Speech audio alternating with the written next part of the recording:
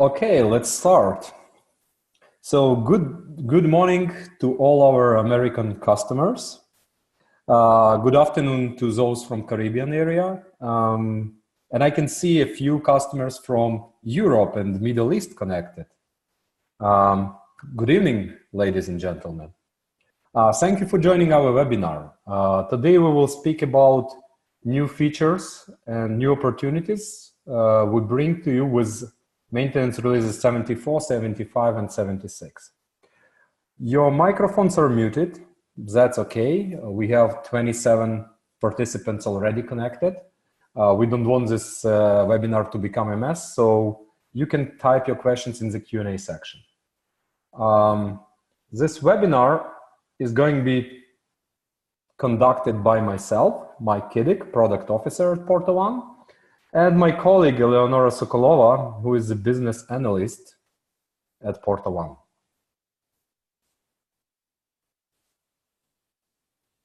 So we are going to talk about new features and enhancements,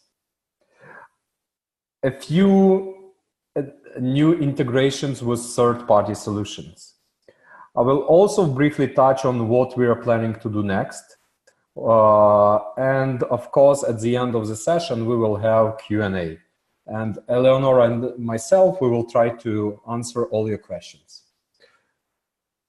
So let's see what new things we have in MR74 and 76. First of all, I would like to revisit our old child, the dual version operation of PortaSwitch. For those of you who are not aware, who just became our customers or haven't heard of this thing, let me just briefly explain it. So the idea was that if you're running some version of PortaSwitch, and that version is quite dated, the idea was to deploy another installation with the most recent version available. At this moment, it would be MR76. We call that new installation alter ego.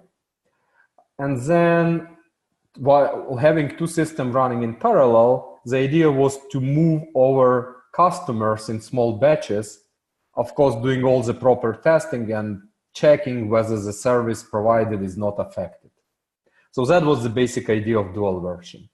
We did build the tool, which is called Porter, for moving customers over from one system to another, and unfortunately, it didn't quite work. The old Porter tool used APIs, and the limitation was that every time a small adjustment is done in the API, the Porter tool had to be adjusted as well. Like, you know, even minor like things like adding a new validation rule for some field in the API request and so on. So Porter maintenance became quite a challenging job. And we decided to give it another try. So basically we have a revamped Porter tool, which is built with a totally different architecture. The first fundamental difference is that alter ego system doesn't start blank. As opposed to the previous take on dual version, the starting point when the alter ego system is rolled out would be to copy your existing production database to the alter ego. Your customers are still served on the old version, let's say MR55, but you have a full snapshot of your production database on the alter ego system. Of course, the snapshot becomes outdated in a matter of seconds, yeah, because your customers will keep making calls, and there will be new transactions, new customers as well on your existing platform.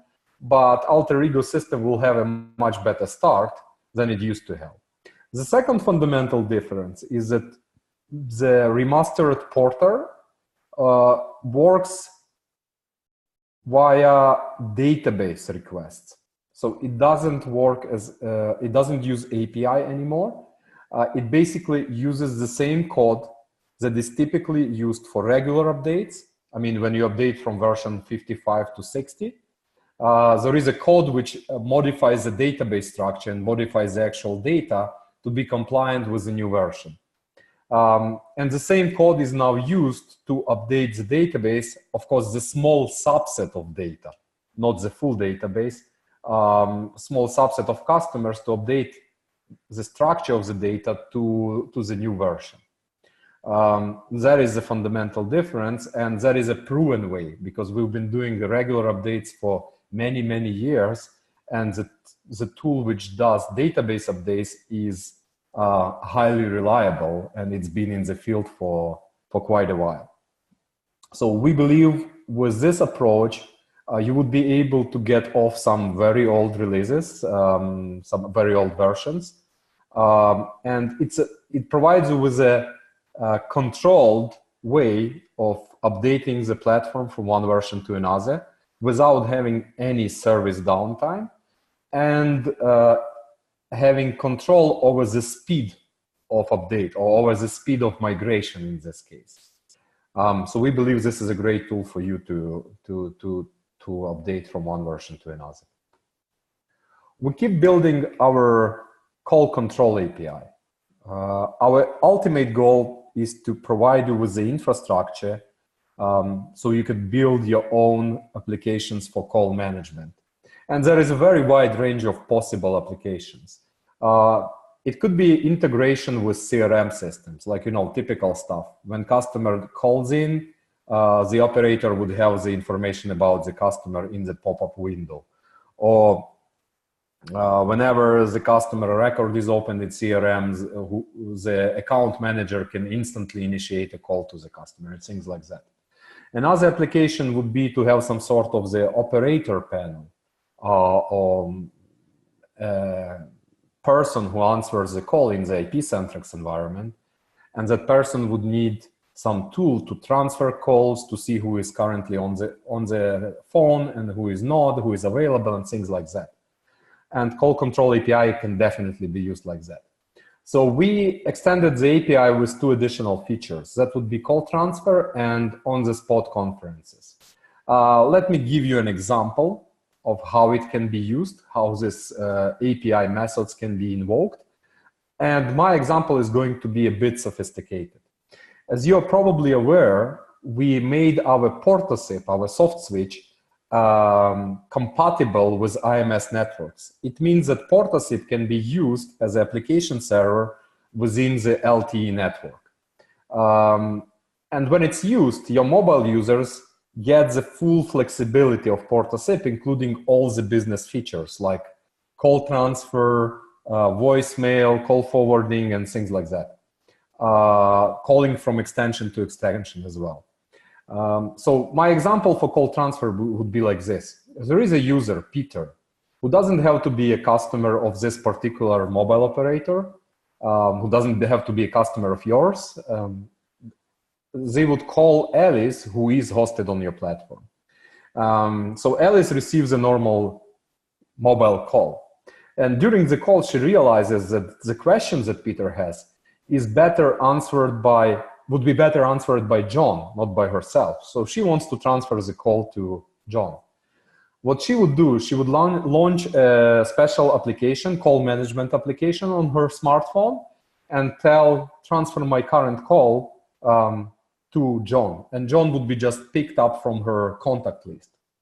So the API call from the application would tell PortaSwitch to initiate call transfer. And PortaSwitch will make another call to John, and will connect 2 calls. So Peter and John can talk to each other. Another example would be a pretty similar scenario when Peter calls Alice, but during the call, Alice realizes that there are some things which she prefers to have John included in the discussion.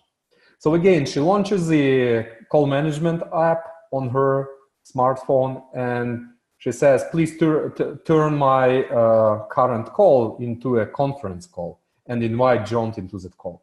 Again, the API call is made to PortaSwitch, and conference room is created on the fly, and PortaSwitch will place a call to John, so John can join this conference call. So basically the initial call between Peter and Alice becomes a conference call between 3 of them. We believe this is a very nice addition to your offer, especially to mobile business customers who prefer, who love to see all these typical business features. And also these features can be sold as a value-added services.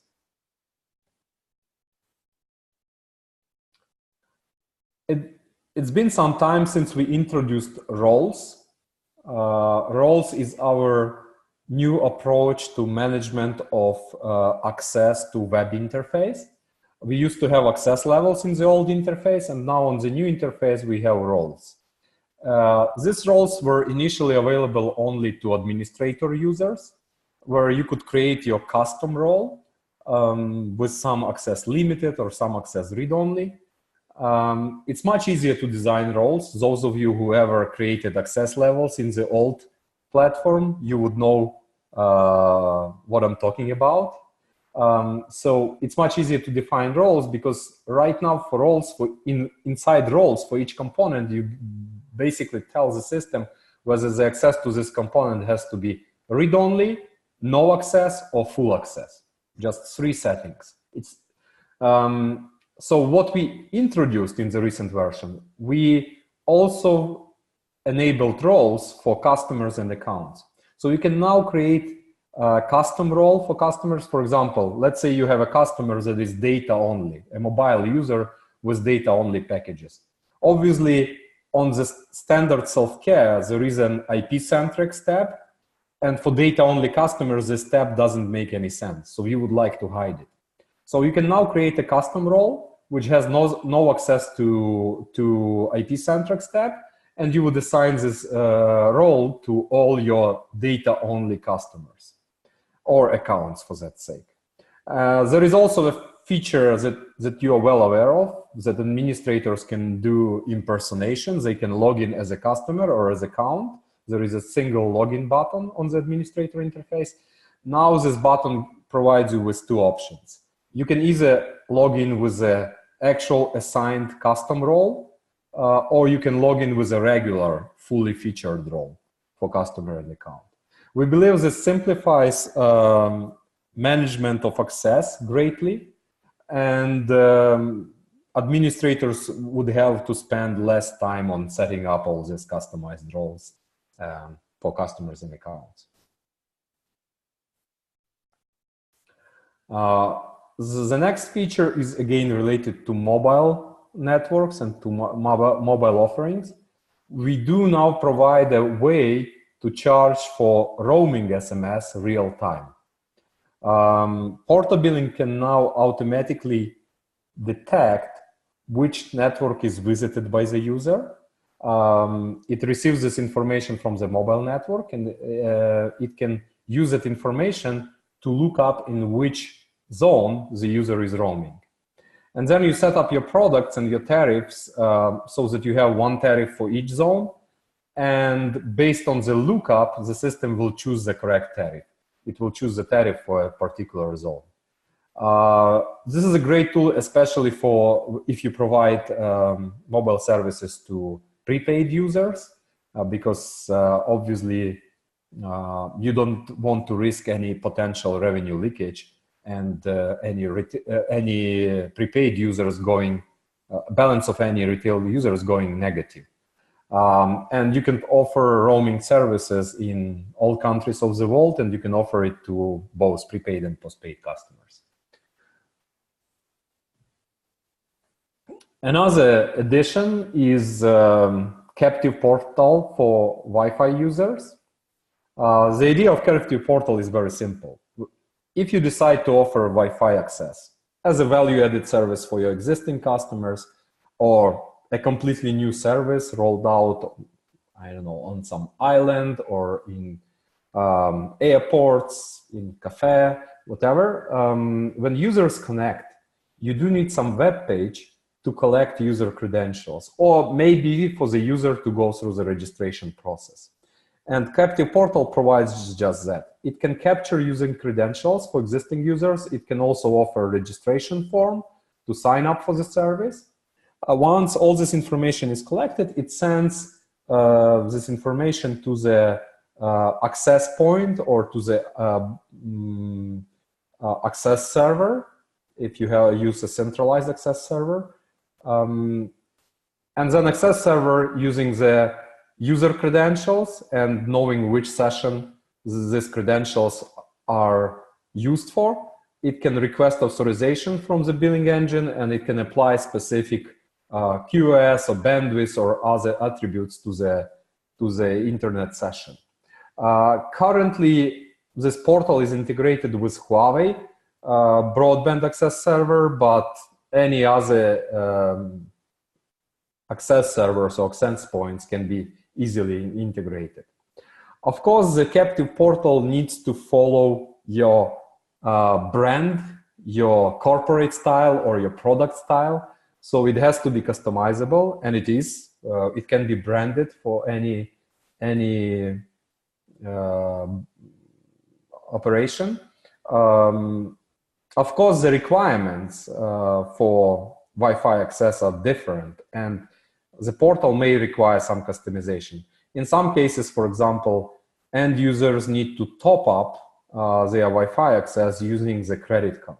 That is one option. In some other countries, people top up access using vouchers. So they need the functionality of redeeming a voucher and getting extra hours or extra megabytes of internet access. So all of this is available. Some minor customization could be required. Also, another option is to take this portal as a sample, as a template, and hire third-party developers to develop your own captive portal for Wi-Fi users. And let me also update you on the current status of the new web interface. We've basically migrated 99% of functionality to the new interface. There are only a very few exotic, as we call them, or very rarely used features that are still not there. For example, content-based charging or integration with RT, with the ticketing system. There are very few customers who use this functionality. But for some parts that were completely moved to the new interface, the old interface is already gone. In MR76, the latest available version, some pieces of the old web interface are not accessible anymore because the full set of functionality is available on the new interface. Our next step is to create portals for resellers and distributors. That would be the next big job for our UI designers and for our web developers. But there is also an idea of introducing business-specific self-care portals or self-care portals which are designed for particular service. Currently, we have a single universal self-care portal, and it is not always suitable for some services or some types of customers. I've already provided one example. When you have data-only customers, the default self-care interface is not usable. So the idea is that we will start building these self-care portals. We've already started working on a SIP trunking self-care portal, but there will be other portals available as well. And of course, we know that the new interface, yes, it is much better than the old one. It is much faster. It's better. It has a modern look and feel and so on. But we know that it's not perfect. So we will keep improving the new interface. We know that, for example, the search functionality has an area for improvement, and we are already working on making a better search and making it more usable. Now I'm going to pass the microphone to Ella, and she will talk about third-party integrations. Thank you, Michael. Okay, give me a second to share my screen. Hope everybody can see my screen now. So first of all, hello to everyone. And now I will tell you about third-party integration that we have performed. As you all know, we constantly improve our product and extend the list of integrated solutions and services that you can offer to your users. First of all, I would like to mention that, as I know, based on my experience, mobility and internet access becomes a vital part of our everyday life. And speed of internet is one of important parameters for each of us, because we want to quickly download some big movie while our kids are watching cartoons or playing video games. And Calyx network equipment is used to deploy fiber to the home networks, so it allows to deliver high-speed broadband internet to subscribers. In one of previous releases, we have already announced integrations with Calyx CMS. What it actually allows? It allows to perform customer and service management directly from PortaBilling. When user is created in PortaBilling, his service is activated in Calyx, and the settings are taken from PortaBilling side. End-user devices that are called optical network terminals are also provisioned from PortaBilling. So when user runs out of money or he is suspended due to non-payment of invoice, his access to the service is cut off. So in fact, the provisioning and access to fiber internet is controlled by PortaBilling.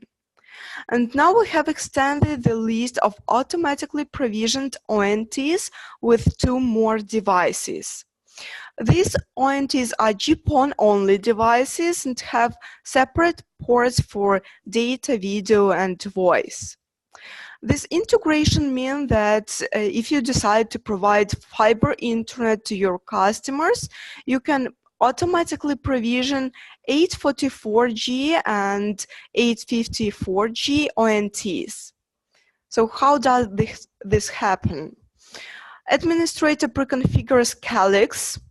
He also adds devices to PortaBilling inventory. When new residential user signs a contract, an account for him is created in PortaBilling and it is connected with the device from inventory. So when this user comes home and he starts surfing internet, he already uses high-speed internet. As a result of this integration, you can cover requirements to fiber internet of vaster number of users. Another service that becomes more and more popular is LTE. For sure, to offer LTE service, you need to have the infrastructure for this. And NetNumber Titan is a robust platform for building a converged network core.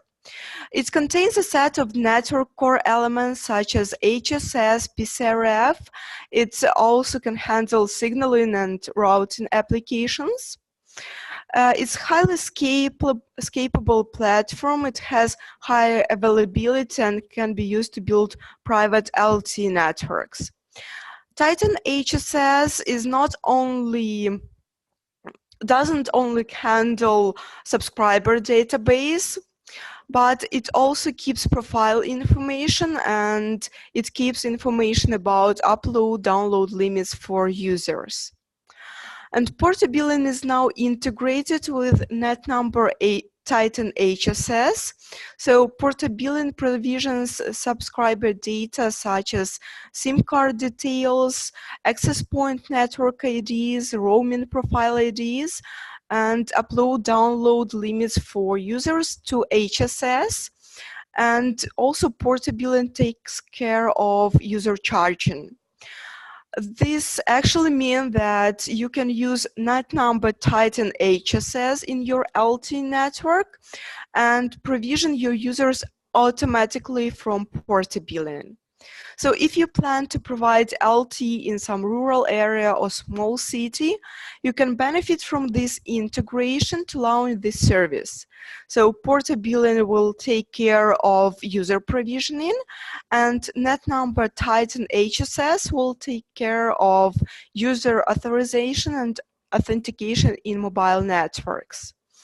With this integration, you can instantly deploy LTE network. And which is more, Titan HSS is located in the cloud. So this means that you can save on deployment costs and scale up your network when your business grows. Another popular service at the moment is machine-to-machine connectivity service. Cisco ASR is a GPRS gateway support node, so it routes data traffic between mobile network and IP-based network or internet. So with integration between Cisco ASR and PortaBilling, you can use Cisco ASR in your mobile GPRS network to provide connectivity service for IoT devices. PortaBilling in its turn will keep track of data usage in real time, and it will also disconnect device from network and generate bill at the end of the month.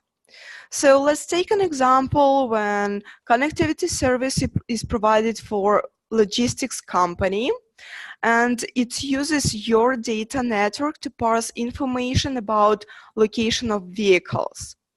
So you need to store SIM card that will be plugged in the tracking devices.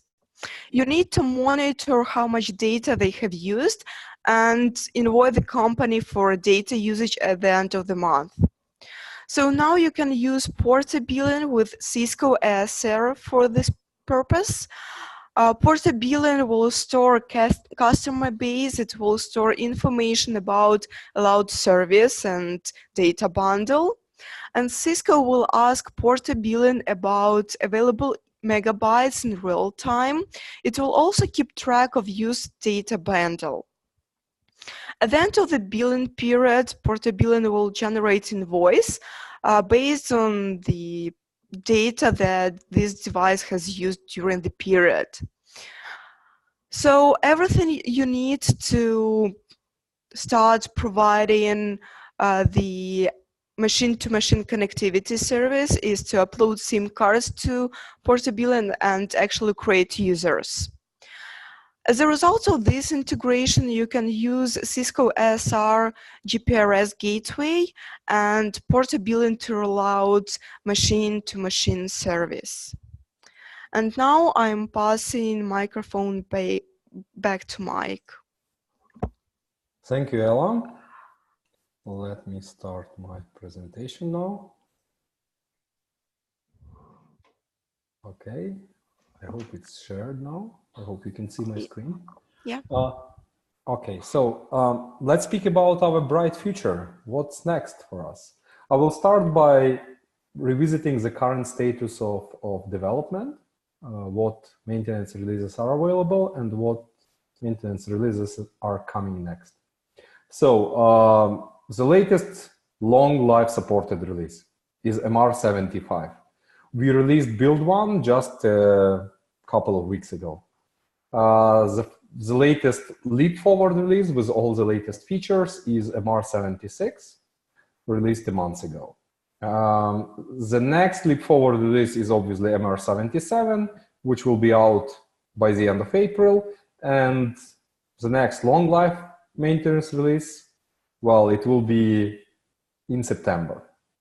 So that's basically the current schedule, what is available and what's coming next. Another important note that I would like to repeat pretty much, because we've explained this policy for supporting old releases during the previous webinar, but let me reiterate this. This is quite important. So PortaOne started to discontinue support for very old maintenance releases. And this is not because we like to play nasty to our customers and things like that, but there is a practical reason behind this. We do strive to provide the best possible support to our customers.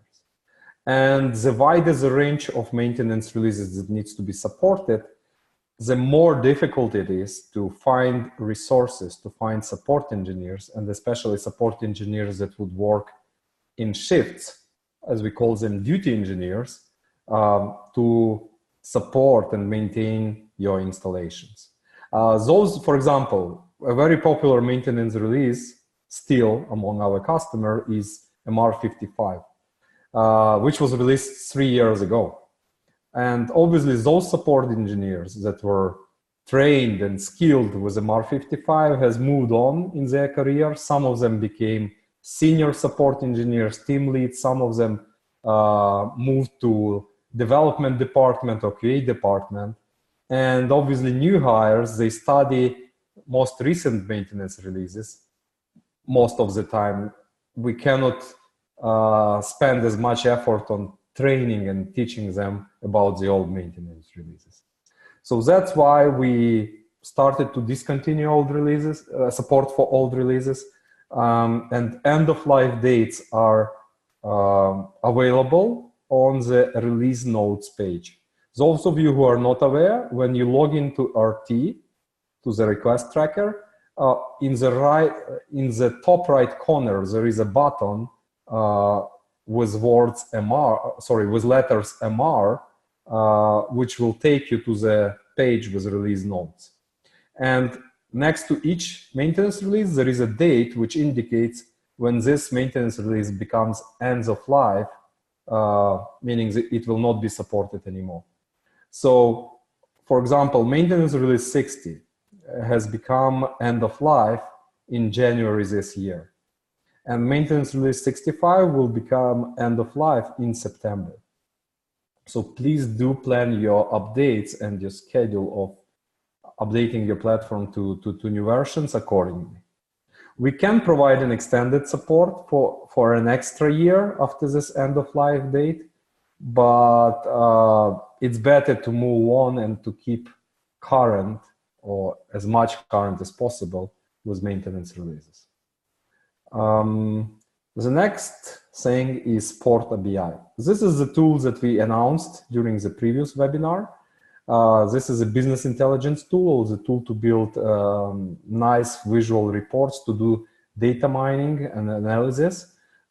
It's built around Jaspersoft solution, and we're working on it. The infrastructure is already there. We've already integrated two systems, and we are now started to create the most commonly used reports among our customers. However, while we were working on this initial set of report and discussing it with a few customers, we came to an interesting challenge. On one hand, people who are mostly interested in report, they are finance people, accounting people, and so on. These people obviously have no deal with managing the infrastructure. So if we deploy PortaDI locally, it means that people who are interested in PortaDI would need to interact with all other departments to get the, the local servers deployed in the data center, and it will delay the whole project and so on. So probably a better solution would be to deploy PortaDI in the cloud. However, there is a certain security concern whether we should deploy it in the cloud at all, because it's a business intelligence tool. There would be a lot of data transferred between your installation and the cloud, and probably it's not such a good idea to have all this data transferred over internet. So we are going to provide you with a survey at the end once we are done with this webinar. Please do participate and please do express your opinion. Is it a better option to deploy PortaDI locally next to your PortaSwitch installation, or you would prefer to have it running in the cloud? Thank you. What's coming next? What new features we are going to work on? Well, the first and the foremost, we are aware that by the end of this year, Stir-Shaken will become a mandatory requirement by regulators in the United States. I've heard rumors that in Canada it's even worse. I heard some opinions that it will become mandatory starting May this year. So we have started analysis and started preparation for development of this feature. And let me briefly explain what this feature is about. It's basically an extension of the SIP protocol designed for secure transfer of caller ID from caller to the service provider and from one service provider to another service provider. Basically, when service provider authenticates the user and validates the caller ID, it can use the public private key technology to encrypt that caller ID and pass on caller ID together with this encrypted string. Then the next service provider in the chain can obtain the same key from the general repository of these keys of service provider and do the same function and compare the results. So if the caller ID is spoofed or there is no encrypted version of caller ID, the service provider can mark this call as a call from untrusted source. And then the callee, the person that receives the call, can make a decision whether they want to answer that call or not, based on the information they receive from their service provider. So that's the basic idea of this regulation. So we will start working on it, and the initial plan was to deliver it by the end of 2019. However, with this, if news from Canada prove to be truthful, we will basically have to speed up the development and we will have to deliver it sooner rather than later. We're still working on running PortaSwitch within containers. We already have a few components who run in containers. And we are also working on redesigning the architecture and rebuild PortaSwitch as a set of microservices. This is a huge architectural change, and it's not going to happen overnight for sure. But we see a big potential in that area, and we will definitely go we will definitely build the architecture around microservices. Another area of interest and of constant development is various integrations for IoT services. Eleonora presented one of those integrations to you. So we see a big potential and big demand in that market. So there will be more developments in that area. And of course, we will be happy to add any features that are required by your business. If you have anything that needs to be introduced in portability, please contact support team and we will take it from there. I'm well aware that modern communication is done mostly online with maybe a few occasional calls. But we still love to see our customers, in person, to meet our customers in person. So this is a list of various events where you can meet PortaOne staff. Central Africa, Nice in France, Amsterdam, and of course our popular and great PortaOne customer conference. It's going to be held on the June 1st. You are invited to visit Ukraine, come to our conference where you will have a chance to talk to engineers, to various managers, and basically to the whole team that is involved in building and maintaining PortaSwitch.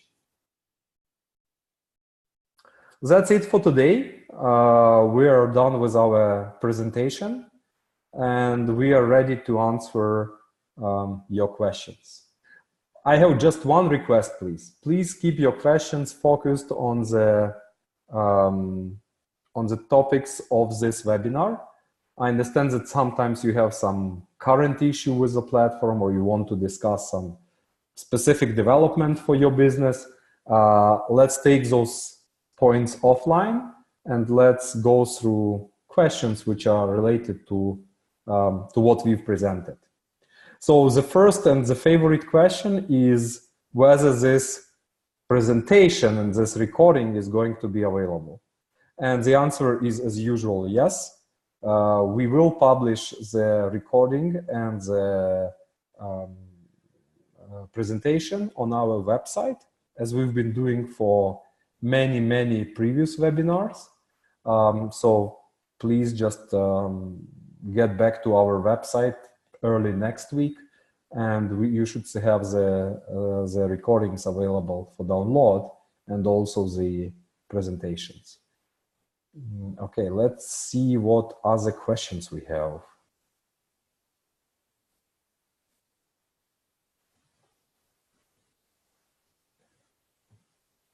Okay, there is a question about the dual version operation.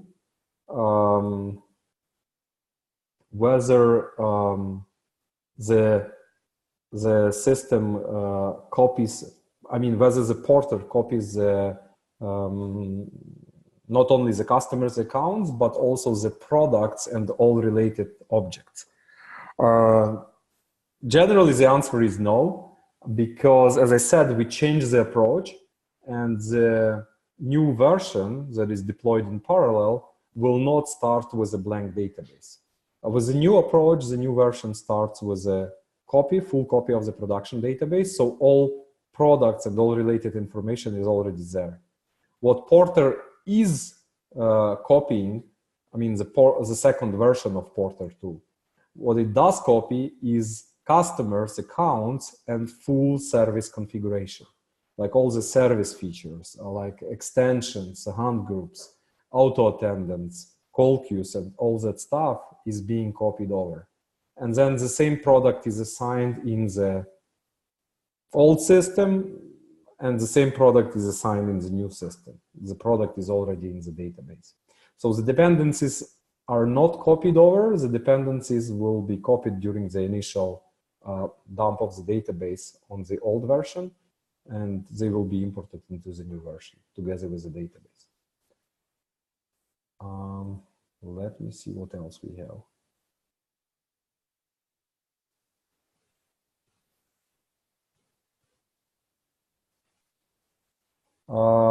There is a question whether it is possible to jump through multiple maintenance releases. Yes, using the dual version operation, you will be you can jump over, let's say, 20 maintenance releases. So from 55, for example, directly to 75. That is the main point of this. That is the main idea of this dual version operation. Okay, it looks like we've covered everything. So thank you very much for your participation and for your attention. If you have any interesting projects, any interesting features required for your business, please do get in contact with us. Thank you very much for your time. Thank you. Have a great day.